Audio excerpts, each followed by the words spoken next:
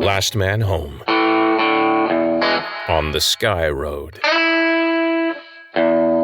Written by John Miro. Part 7. Make a hole! Terrified crew members leaped out of Priya Whittaker's path as she stormed out of the elevator. Teddy whistled, watching her go. Gris half bowed in an after-you gesture. I jogged ahead in the deputy security chief's wake, and the boys followed. You really had no idea, I told her. It wasn't a question. If the look of surprise on her face when she found out Drew had been apprehended hadn't convinced me of that, which honestly it did, then the shock and fury that radiated off every inch of her as she watched security footage of Drew's apprehension sure would have. Any idea? That my officers assaulted a man without warning or due process? She roared over her shoulder. No, not a fucking clue. All four of us had stood in the hallway and watched as two human guards came up behind Teddy and Drew. I knew what was coming, but I still wanted to shout out a warning at the screen as my friends tossed casino chips on the green velvet table before them, completely absorbed in the act of throwing their money away.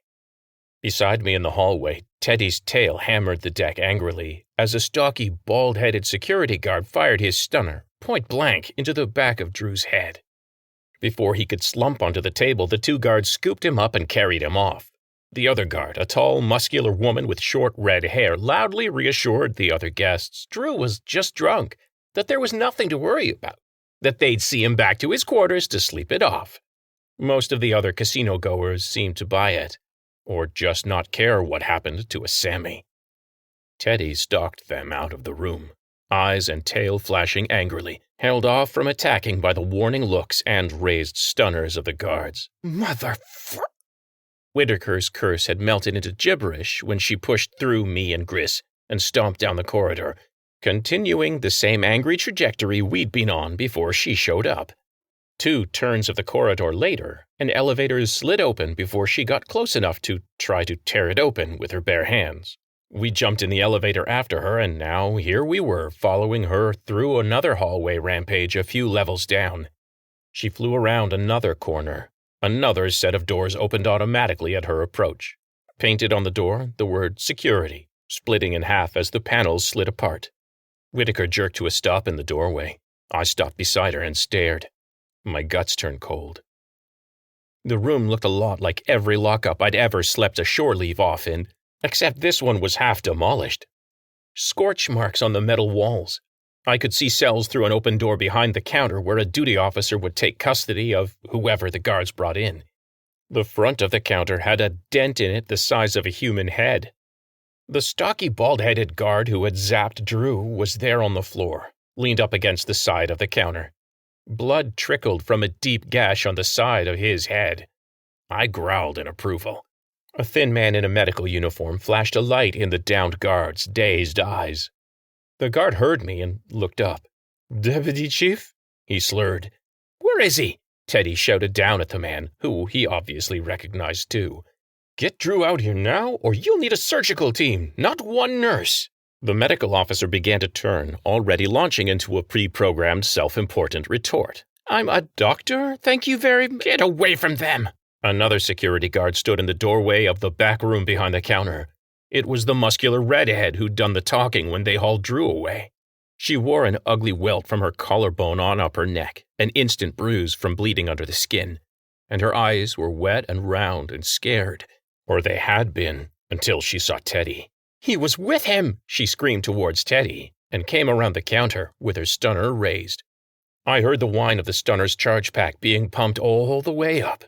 One shot at this range, and we'd all drop like puppets with our strings cut permanently. "Priya!" the woman wailed.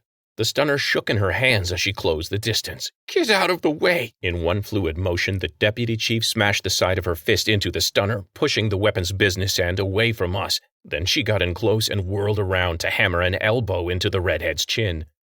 The guard dropped to the ground, cold-cocked. The doctor fell back on his ass, staring in shock. "What are you doing?" "What?" Whittaker shouted, shocking the man into silence as she cut the power to the stunner and ejected the power pack. "You'd rather be dead?"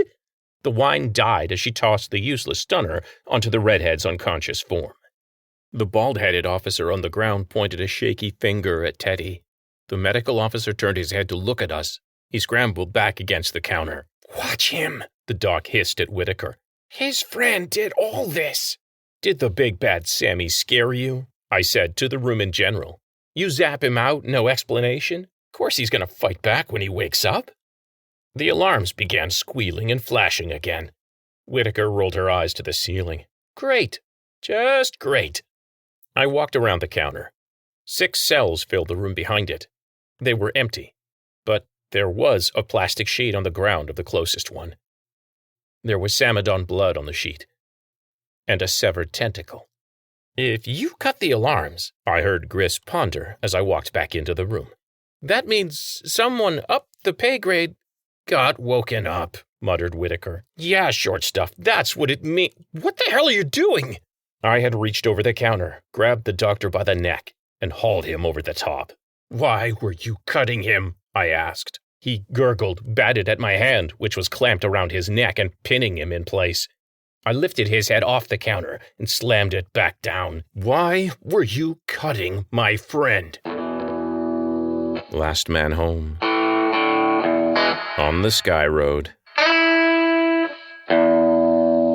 Written and recorded by John Miro. Stay tuned.